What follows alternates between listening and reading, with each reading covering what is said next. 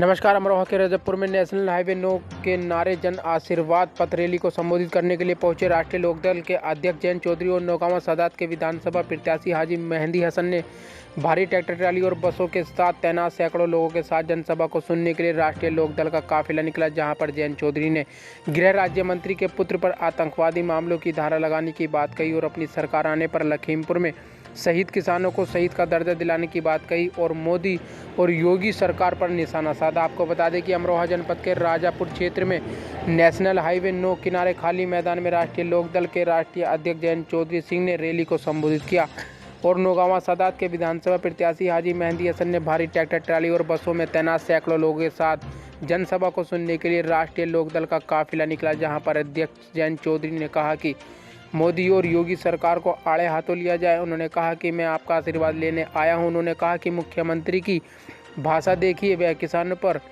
Bulldozer चलाने की बात करते हैं। उन्होंने कुलदीप सेंगर मामले में भी निशाना साधा और प्रदेश में अपराध का ग्राफ लगातार बढ़ने की बात कही। उन्होंने कहा कि मुझे फख्र है कि मैं उस भूमि पर खड़ा हूं जो किसानों के आंदोलन की भूमिका है।